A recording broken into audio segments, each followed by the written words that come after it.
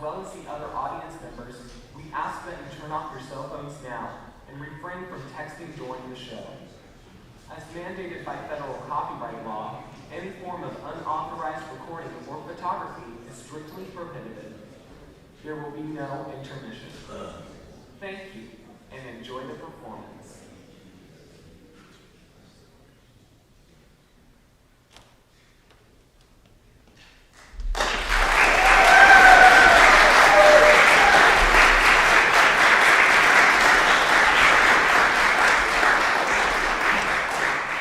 Hello. Thanks for being here. My name is Will Alderman, and I'm a DMA candidate here in Music Performance and Pedagogy at James Madison University. I'm excited to spend the next hour or so with you discussing a project I've been working on over the span of the last 2 years. I hope this project will provide an avenue for young students to progress as musicians. And the formal title for this project is Intermediate Advanced Works for Marimba, an exploration of intermediate and advanced techniques and contribution to intermediate advanced repertoire. This is admittedly a bit of a mouthful, but at its core, this book of etudes was designed to provide advancing marimbas with music that is pleasant to the ear and enjoyable to perform. The book is designed to aid intermediate marimbas in their journey to advanced repertoire. So this evening, I'd like to present and explore 3 main ideas. The first, intermediate marimba techniques, what defines intermediate, and examples from Eric Samu's 4 Rotations and Emmanuel Sejourné's Catamia. 2, advanced marimba techniques, what defines advanced, and examples from Andrew Thomas's Merlin, Joseph Schwantner's Velocities, and Casey Cangelosi's Etude in C-sharp minor. And finally, intermediate advanced techniques through the lens of my book, Etudes for Marimba, 4 New Works for the Advancing Marimbist. To paint a picture of the need for new and varied repertoire in the field of marimba, I'd like to offer a brief history of the instrument and its literature. The modern Western marimba is in its infancy as a soloist instrument, as recognized by the music community at large. As compared with its contemporaries in the string, brass, and woodwind instrument families, the marimba has just begun to realize its full potential both musically and technically. Several key factors have contributed to this reality. While the marimba's history can be traced back several hundred years across many regions, such as West Africa, Central America, South America, and Mexico, the modern Western version found in concert halls today has only been popularized within the past 100 years. The 5-octave marimba was not developed by the Yamaha Corporation until 1983 and was premiered at the Percussive Arts Society International Convention in 1984. With this in mind, it should come as no surprise that literature written for the solo marimba is greatly limited as compared to literature written for other instruments within the Western classical music field. As with any instrument within the Western classical music field, literature is a driving force behind technical expansion. Thus, as our literature expands, so do the definitions for techniques categorized as beginning, intermediate, and advanced. Often, definitions for beginning and advanced are abundantly clear as they are on the outer extremes of ability. Beginning techniques are a necessity, while advanced techniques present exciting challenges for both performers and composers. Definitions for intermediate techniques tend to exist in ambiguity, ranging from just after beginner to just before virtuoso. So throughout this lecture, I will more clearly define the specifications for intermediate and advanced techniques. Because intermediate is ever approaching advanced, it is pertinent to have a clear understanding of each category and when and how a performer begins to cross the threshold from intermediate to advanced. And finally, this lecture will exemplify how the 4 works, exercises, and performance tips found within my book, Etudes for Marimba, 4 New Works for the Advancing Marimbist, of intermediate advanced etudes,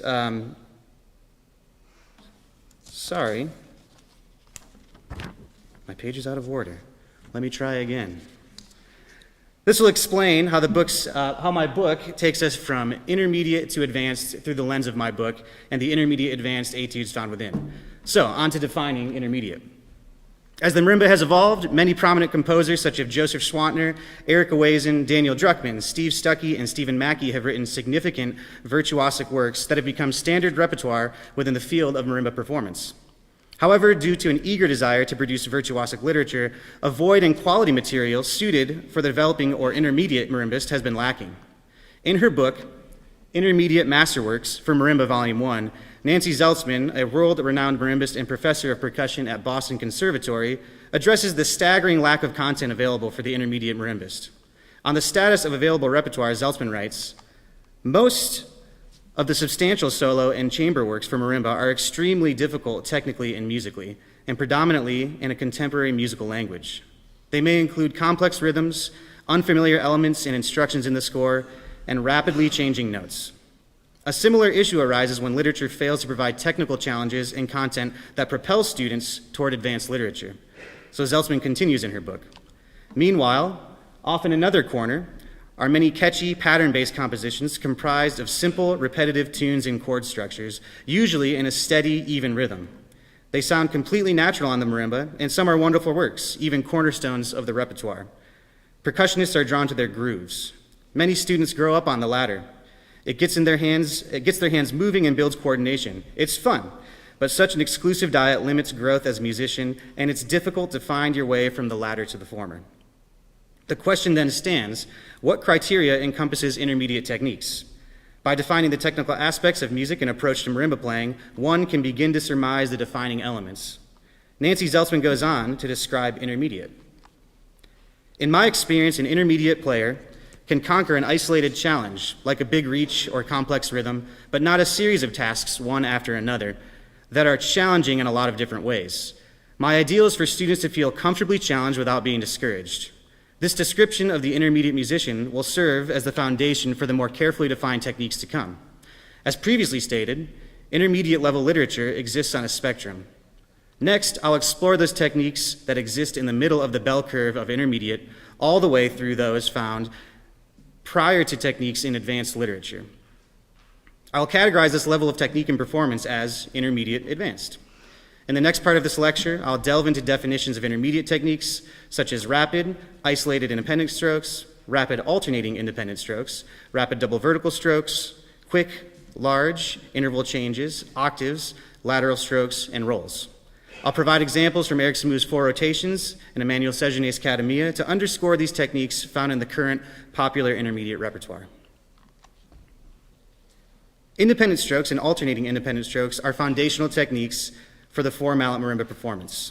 These techniques are found in the most basic literature and method books. As a player moves into the intermediate literature, these techniques remain, but are paired with new, more challenging demands. An independent stroke occurs when one of the 2 mallets held in the right or left hand strikes a bar while the other mallet remains still. For example, mallets are labeled from left to right from the performer's perspective, 1, 2, 3, and 4. Mallet 4 striking a key while mallet 3 remains isolated and still is designated an independent stroke. Alternating independent strokes follow their title closely. These strokes occur when one mallet strikes a bar followed by the other. For example, mallet 3 strikes and then mallet 4. As new demands are paired with independent and alternating independent strokes, these techniques move from beginner to intermediate. These demands include leaps and quick shifts from note to note, interval changes within the hands, speed of execution, and combination of stroke types. The opening measure of Eric Samu's rotation 4 exemplifies many of these demands. Examples 1 and 2 on screen highlight the rapid execution and large leaps. As can be seen, alternating independent strokes executed as 16th notes at 88 beats per minute are required throughout the opening measure between mallet 1 and 2, as well as mallet 3 and 4. Additionally, as seen in example 2, the opening measure requires a leap and quick shift in mallet 2 from C4 to G4, and subsequently A flat 3 to G4. Examples 3 and 4 on screen highlight a combination of stroke types, in this case alternating independent strokes with double stops or mallets from either hand striking simultaneously, and interval changes within the right hand between mallets 3 and 4. Example 3 demonstrates the combination of alternating independent strokes with double stops when mallet 4 and mallet 2 strike at the same time. Meanwhile, each hand is executing alternating independent strokes. Example 4 shows the right hand shifting from a major third interval to a perfect fourth within the space of an 8th note. These demands are commonly found within intermediate literature. Although many demands appear throughout the opening measure, the subsequent measures are repetitive, containing much of the same content. This alleviates the performer from needing to master new challenges one after another. As previously stated, interval changes paired with independent strokes are frequently found throughout intermediate literature. Similarly, rapid interval changes are found and serve as an excellent building block to advanced literature. Now, the term rapid is subjective to each performer. Each performer should have a defined tempo at which interval changes feel comfortable and manageable within a given rhythmic structure, and a tempo at which interval changes are beginning to feel challenging and difficult. The size of the interval change is directly related to ease of execution. Small intervals to big intervals and vice versa are more challenging than interval changes a half step or whole step apart. Throughout intermediate literature, interval changes from a major second up to a major sixth are commonly found. Typically, interval changes should not move larger than a fourth in a short amount of time. The opening measure of Eric Samu's rotation 2 utilizes rapid interval changes in the left hand. Example 5 on screen highlights each interval change. Mallets 1 and 2 begin at a perfect fifth interval, followed by a minor second, minor third, perfect fourth, and then returning to a perfect fifth. Between each interval change, there's merely 1/16th note of space at 96 beats per minute, requiring a quick and efficient shift of intervals. While the demand on the left hand is higher, it should be noted that the demand on the right hand is low. Mallets 3 and 4 rest above the same region of the marimba and have little technical demand. Like the first few examples, the subsequent measures of this work contain similar material, again alleviating the mental and technical demand on the performer. These factors combine to create the perfect environment for growth for the advancing intermediate marimbist. As time has progressed and techniques for marimba have evolved, single-hand octaves have become more commonplace in intermediate literature. Octaves present challenges in many ways for young performers. Physically, an octave hold can be more taxing on the hands. Each grip requires a slightly new approach to an octave hold as compared with smaller intervals. Thus, stamina can be difficult when performing octaves throughout long passages. Visually, the top note of any octave may be out of the direct line of sight of the performer, creating no accuracy issues. As the bars of a marimba are graduated, the distance of an interval must change depending on the range they are performed in. This can be a tricky nuance that is hard to master as a young player. Measure 49 to the end of Eric Samu's rotation 2 features octaves. The octaves sit within the mid-range of the instrument, each mallet only moving within an octave, creating less demands on the nuanced spacing of the interval. Example 6 on screen presents measures 49 through 51 of this passage. Throughout this passage, melodic content found previously in a singular mallet is now found in octaves. While this is effective musically, it is also another instance of providing an effective and smooth pathway into a challenging technique for a young performer.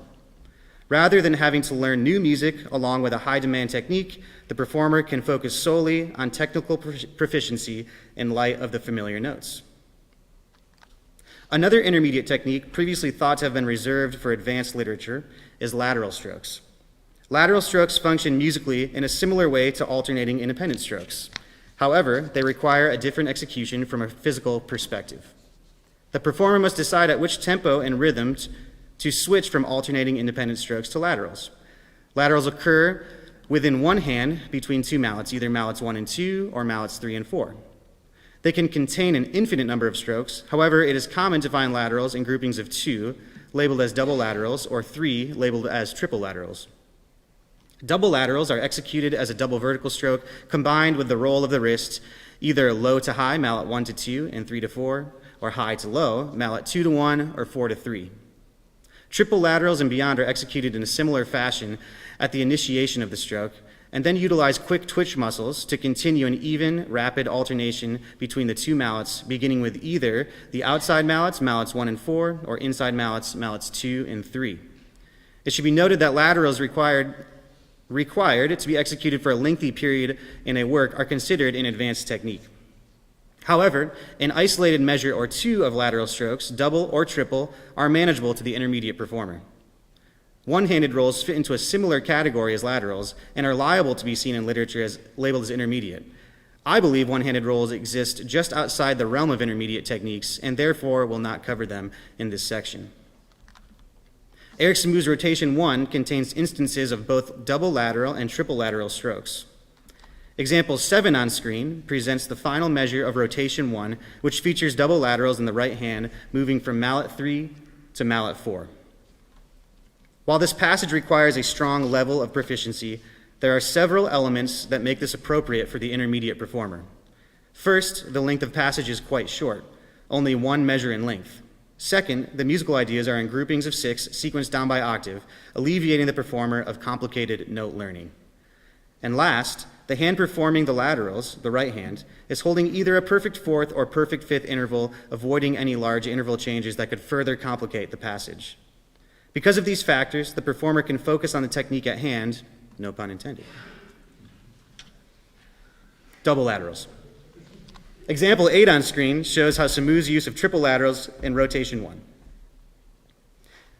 In this passage, once again, a challenging technique is met with simple surrounding demands.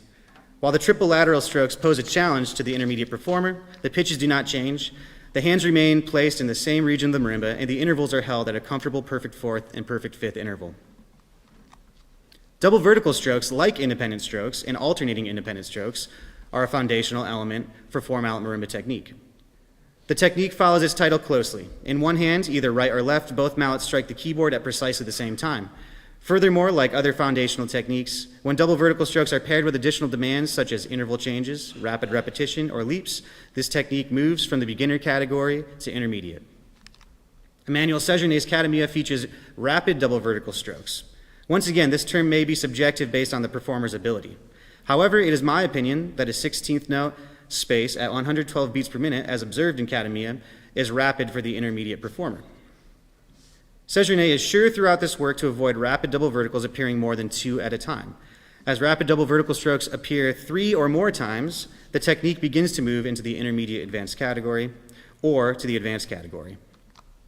Example 9 on screen demonstrates rapid double vertical strokes in the right hand. Generally, the hand remains static on 2 pitches.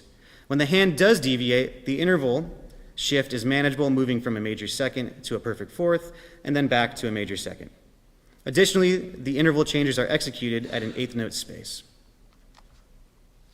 Example 10 on screen now features rapid double vertical strokes and are paired with leaps and interval changes. Once again, the interval changes are executed at an 8th note space. While neither the leaps nor the interval changes are particularly large, the combination of demands plants this passage firmly in the intermediate category. Marimba rolls are often presented as a beginning technique for the four-mallet marimba performance. I believe this is a mislabeling of the technique. Rolls at their most basic level are either rapid independent strokes, rapid double vertical strokes, or rapid lateral strokes if a musser roll or ripple roll is required. Each of these techniques, 2 of which have been covered in this lecture, rest firmly within the intermediate context of performance. Most often, rolls in intermediate literature appear as rapid double vertical strokes alternating between both hands with all 4 mallets engaged. An excellent roll requires several elements. First, the double vertical strokes between the hands must play flat, or both mallets must strike at the same time. Next, the roll speed between the hands must be even. There cannot be a disjointed gallop between the hands. In other words, the roll must be rhythmically even regardless of the speeding up or slowing down of the roll speed. And last, the volume of the strokes between the hands must be similar. For voicing purposes, it's not necessary to be the same volume. However, the further apart the volumes are, the less illusion of sustain is created. Emmanuel Sejourné's Academia opens with rolls featured within a chorale setting. Example 11 on screen presents an excerpt of the chorale. Although rolls can be difficult to master, the excerpts seen in example 9 contain few interval changes or large leaps. Additionally, this chorale is void of upper register pitches and resides solely on the white keys. Here, once again, a challenging technique is presented within familiar and manageable language. So, in addition to intermediate techniques, defining advanced techniques is of utmost importance. Without a clear understanding of the threshold between intermediate and advanced, the developing player can be lost in the tumults of an advanced work before obtaining the skill sets for success. While it would be nearly impossible to cover every element of advanced literature, this section of my presentation will cover those techniques that are specifically reserved for advanced performance. The advanced player should have a mastery of intermediate techniques and should be ready to execute them in any order, paired with any number of additional demands without reprieve. Additionally, the advanced player should have a mastery of techniques beyond the intermediate level.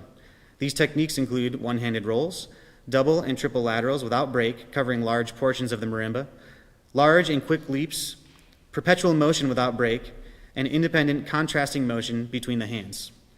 Furthermore, techniques within the intermediate category move into intermediate advanced category and or the advanced category when met with specific additional demands.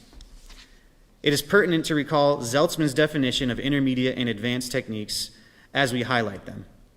Again, an intermediate performer can handle an isolated challenge, while an advanced performer will tackle several challenges at once. To highlight these techniques, I will provide examples from several prominent advanced solos in the modern marimba repertoire. Merlin by Andrew Thomas, Velocities by Joseph Schwantner, and Etude in C-sharp minor by Casey Cangelosi. I will draw comparisons to techniques found within intermediate literature while describing the elements that separate intermediate techniques from advanced. Large leaps and wide positioning between the hands, greater than a perfect fifth, are found frequently throughout advanced literature. This requires the performer to have a mastery of vision for the instrument as well as fine-tuned kinesthetic awareness. This skill set appears throughout both Merlin and Velocities. In the fourth measure of movement 2 of Merlin, the performer must span half the length of the marimba in just a 16th note of space, moving from D5 on the keyboard to F-sharp 2 below it. Once again, the tempo marked presto at dotted quarter equals 72 beats per minute is what creates high demand for execution of this passage. Similarly, in Velocities, the performer must execute fast-moving double stops at a widespread interval in 16th note spacing at quarter note equal to 120 beats per minute. In this particular bar, the widest spread places the performer's mallet 1 on A-flat 2, while mallet 4 strikes B-flat 5, a 16th note later. The top and bottom mallet are over 3 octaves apart. The performer is then required to move quickly to new pitches, only slightly closer than the previous. While the previous 2 examples are isolated moments from each work, these 2 solos present challenges frequently throughout.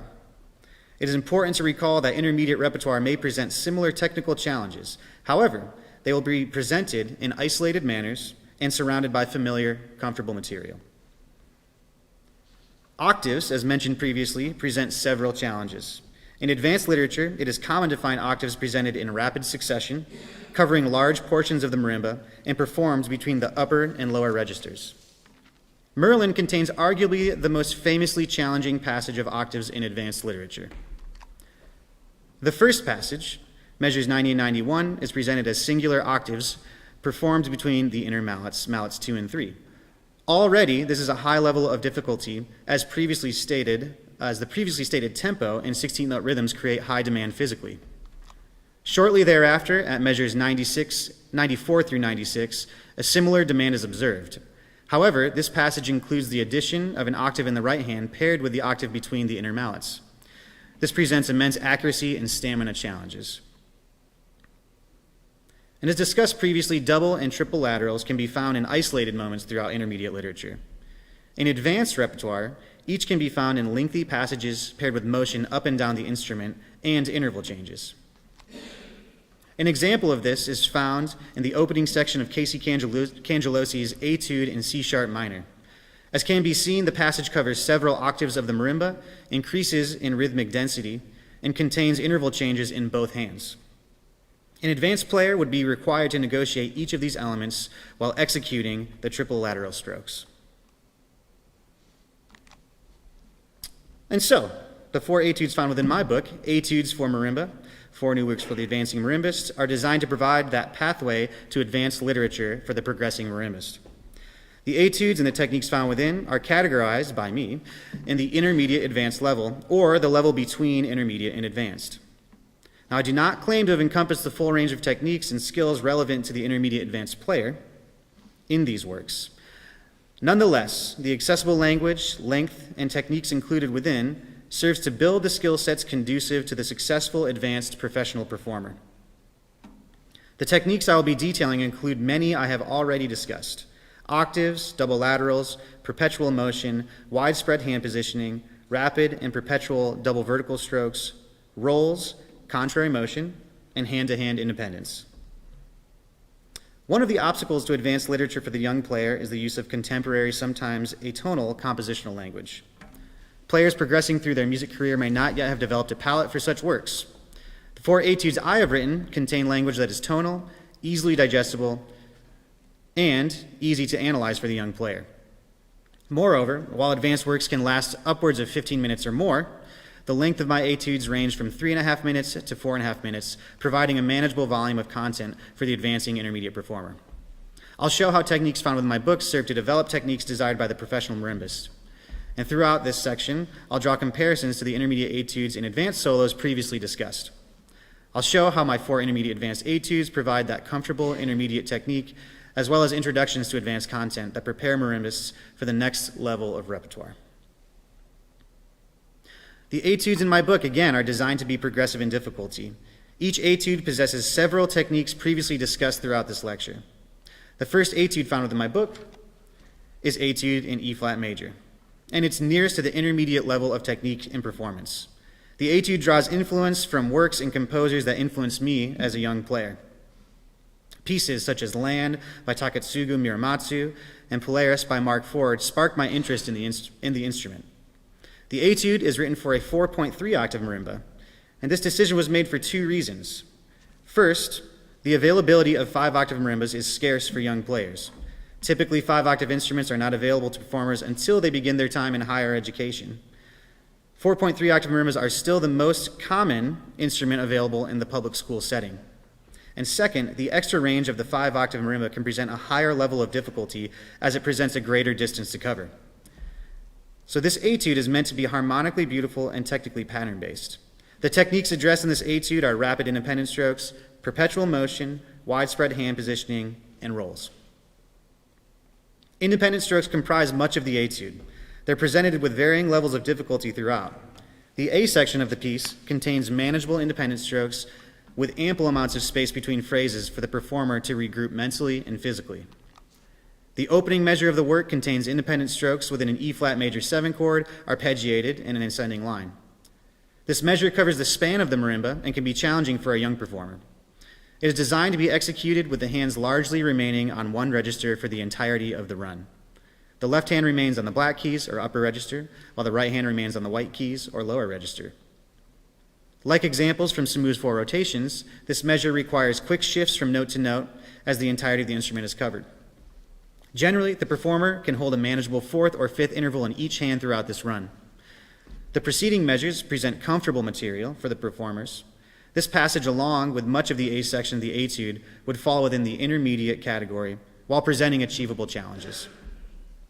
In the B section of the etude, rapid alternating independent strokes are utilized in the context of perpetual motion.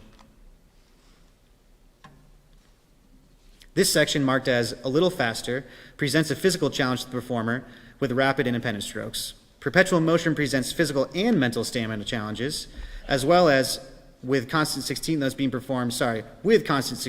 performed for 38 measures until returning to the initial slower tempo. Throughout the section, the left hand is in motion consistently, while the right hand moves between a static position to in motion. The harmony typically changes every 2 measures, with the hands rarely traveling more than an octave throughout. While perpetual motion presents challenges, the localized positioning of the hands provides comfort visually and physically. This differs from the perpetual motion as observed in velocities, where the performer must travel great distances of the instrument without reprieve for the entirety of the work. Widespread hand positioning, as mentioned before, is typically avoided in intermediate literature. As previously observed in Merlin and velocities, this technique presents challenges physically and visually. Etude in E-flat major presents this challenge in a single, isolated moment at the return of the A section. Although executing this at a high level may venture into advanced abilities, this demand only occurs twice throughout the etude. Additionally, as expected, the surrounding material is familiar and attainable. Etude in E-flat major ends with a chorale. As observed within Academia, chorales and rolls appear often with intermediate literature. Academia featured a few interval changes with small leaps and no pitches outside of the lower register. Chorales can quickly move past the intermediate difficulty when 1 or 2 outside factors are involved. The entirety of the first movement of Merlin is written as a chorale. The length of the chorale, combined with large intervals, large leaps, and widespread hand positioning, creates an advanced demand. The chorale seen at the end of Etude in E-flat major falls somewhere in the between of these 2. Intervals remain manageable, never appearing wider than a major 6th interval, and the chorale length is short, serving as a tag ending. The chorale does contain mixed registers, quick shifts, and interval changes that bring an additional level of difficulty as compared to Academia. And with all of this in mind, I hope you enjoy my performance of E-flat major.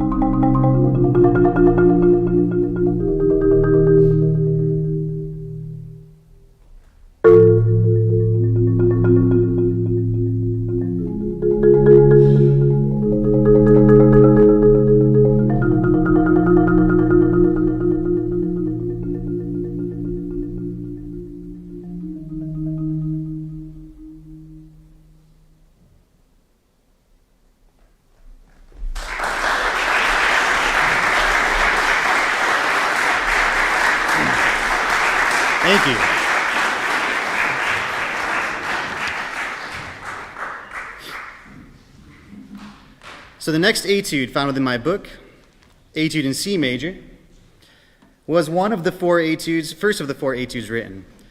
While this etude is more challenging than Etude in E flat major, the techniques covered throughout are more focused. This etude draws influence from Keiko Abe's Memories of the Seashore, the first solo for 5-octave marimba that I learned as a student, as well as Claire Omar Musser's own Etude in C major. The techniques found within this etude include alternating independent strokes, rapid double vertical strokes, and octaves. The appearance of octaves and the context in which they are presented propel this etude into the next level of difficulty. Additionally, the independent motion and opposing motion between the hands presents added challenges.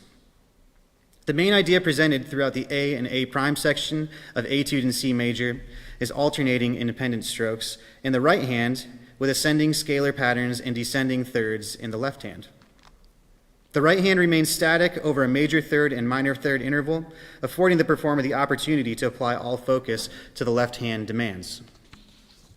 The B section of the etude features double vertical strokes. The opening of this section provides space between each instance of this technique. However, at measure 53, the tempo increases to 100 beats per minute. In addition, double vertical strokes are performed without reprieve for several measures at a time. These instances of rapid double vertical strokes create physical demand on the performer. They are performed in tandem with opposing motion in the hands. The combination of this technique with the added demand of opposing motion move this passage outside of the intermediate realm and toward an advanced level of performance. Octaves appear in intermediate literature as previously observed. The A prime section of this etude presents octaves in much the same way. Material from the A section is repeated. However, rather than alternating independent strokes, these same pitches are performed in octaves in the right hand. This same presentation of melodic material, single pitch and then octave, can be seen throughout Eric Samu's 4 rotations. And the final presentation of octaves occurs 3 measures from the end of the etude. It is here that the octaves are met with increased demand. The right hand performs octaves in an ascending chromatic scale. Meanwhile, the left hand performs a separate chromatic scale beginning on a separate pitch and offset by 1/16th note. The nature of these 2 separate starting points combined with the octaves in the right hand presents a high level of demand, often observed in advanced literature. And with this in mind, I hope you enjoy Etude in C major.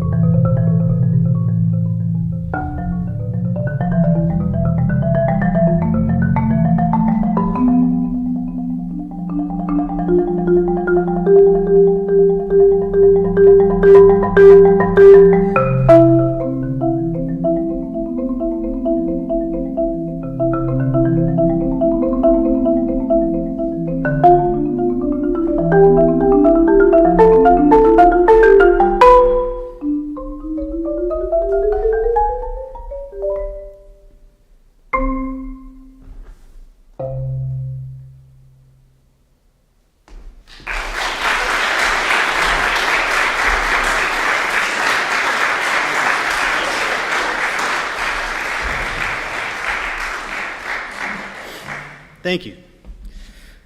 The third etude found within my book is Etude in C sharp minor.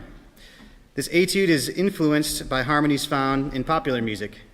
The greatest challenge throughout the etude is perpetual motion. It's an ostinato that comprises much of the A and A prime sections of the work. The performer must possess the stamina necessary to execute this idea for minutes at a time. This ostinato is comprised of rapid double vertical strokes. An additional test can be the quick shifts and interval changes found at the start of nearly every measure. The combination of demands with the length of execution places this passage at the upper end of the intermediate category.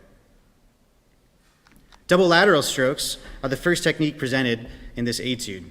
As previously stated, this technique is found throughout intermediate literature, such as Samu's four rotations, in isolated bursts.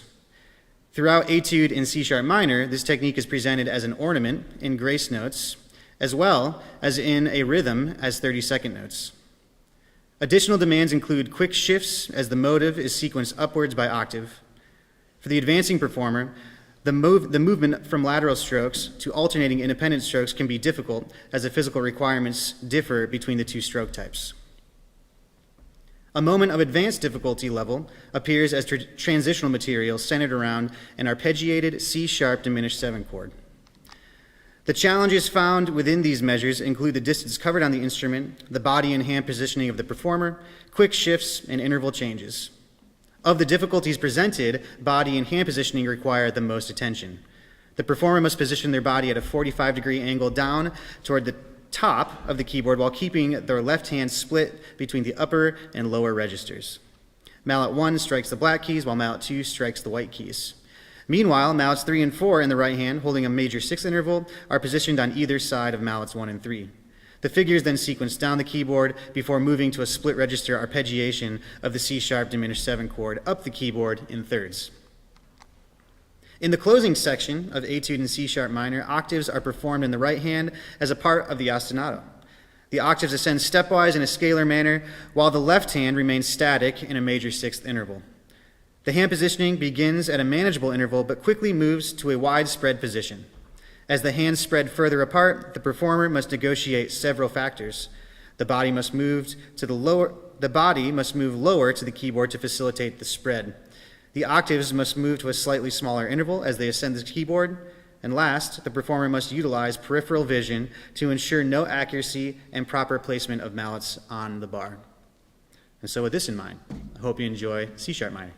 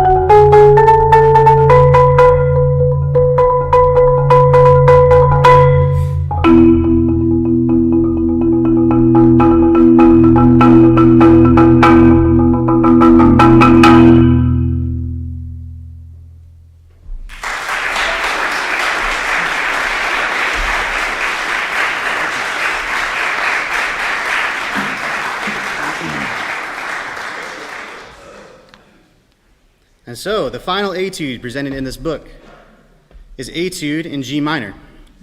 This etude may not appear to be the most difficult of the four at first glance. However, the independent demand between the right and left hand, opposing motion, multiple instances of widespread hand positioning, single hand controlled melodies, complicated body and hand positioning, and mature harmonic content firmly plant this etude as the most difficult of the four within the book. The opening measure presents several challenges. As with many piano and marimba etudes in the romantic or neo-romantic style, a sweeping run of rapid notes opens the work. The performer will play the length of the instrument from B flat 6 to D2. The performer is required to angle their body at a 45-degree angle toward the bottom of the marimba. Additionally, their right hand is angled between the top and bottom register, with mallet 4 being placed on the black keys and mallet 3 on the white keys. Much of the measure is comprised of 6 pitches in groups of 3, sequenced down by octave for the length of the instrument. Efficient and quick shifting is a must throughout this passage, although the performer is afforded the opportunity to push and pull at their discretion. Depending on the speed of execution, the performer will either execute this measure with alternating independent strokes or laterals. The main theme of this etude is presented on screen. While the tempo and rhythmic demand is manageable, the independence between the hands creates a greater level of difficulty. The right hand contains a melodic motive, while the left hand is primarily responsible for the accompaniment and counter melodic material. At times, these separate responsibilities present a juxtaposition of motion, mixed stroke types, quick shifts, and rapid interval changes. A passage with similar technical requirements appears beginning at measure 43. The performer continues the theme from the previous 4 measures in the right hand while performing a scalar counter motive in the left hand. The final measure of this passage requires the performer to arpeggiate an E-flat minor chord with mixed stroke types. The last 2 beats of the measure incorporate polyrhythms, opposing motion, with widespread hand positioning spread out over 3 octaves. The subsequent measures present difficulty in the form of mixed registers, body and hand positioning, and rapid scalar independent strokes. At different times, and with quick shifts, the performer's body will move from a 45-degree angle toward the bottom of the keyboard to flat on with the keyboard to a 45-degree angle toward the top of the keyboard. These positions occur because of the mixed register stickings necessary to execute this passage with fluidity. Additionally, throughout this passage, the performer is required to perform rapid independent strokes in the right hand, both single and alternating, to highlight the melody, to afford the left hand time to return to the bottom of the keyboard, to begin the next measure or idea. And finally, the passage concludes with octaves split by 16th notes, arpeggiated and descending on the marimba. So in conclusion, as an educator, performer, and composer, I've observed the need for a greater variety of marimba works between the intermediate and advanced range. Performers require proper stepping stone literature to move from the intermediate level of performance to advanced. The intermediate advanced literature I have written contains passages with advanced difficulty while offering the performer comfortable techniques and ideas prior to and preceding them. The moderate length of these etudes offer a manageable amount of content for the performer, and consequently, the developing marimbas can focus their efforts on the passages containing advanced material without being exhausted by copious sections that would require large amounts of time to master. The overarching goal of this project is to contribute to the intermediate advanced marimba repertoire. The book of 4 etudes I have written provide that pathway to advanced literature while offering familiar intermediate techniques. And so before performing the 4th and final etude from my book, I'd like to extend thanks to several people who have supported throughout this process. My teacher, Casey's here, and I talked about him. Hey, Casey. Thanks for the support. Thanks for the help with the creativity and composing. Appreciate it. To all my friends here, everyone here is my friend. And at home watching and elsewhere, thank you so much for listening to this hyper-detailed presentation on marimba techniques. I appreciate all of you. Thanks. To the Forbes staff, everyone here, Tom, and Sean, and the rest. Really appreciate you all. You make everything so smooth. I appreciate it. Committee members, Dr. Ginnivan, Dr. Haney, I really appreciate your help and the feedback that you've provided. And then to my family, who I think is watching online, Mom, Dad, John, Aaron, Priscilla, Becca, all my nieces and nephews, I love you all. And finally, to my wife, right there, my wife, Megan. Everyone helps, but Megan did the most work, for sure. Thanks for supporting me, and thanks for loving me. Thanks for moving to Virginia with me. I appreciate it. And I probably owe you like a few years of favors at this point, so start keeping track. With all that, thank you so much for being here. I'm going to perform Etude in G minor. I hope you enjoy it, and have a great night.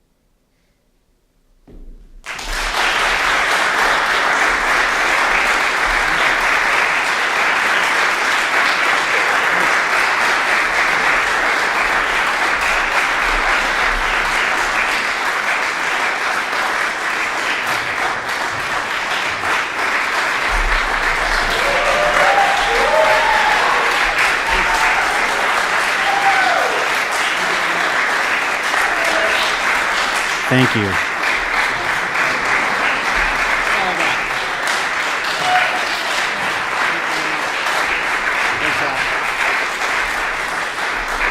Thanks. Have a great night. Thank you.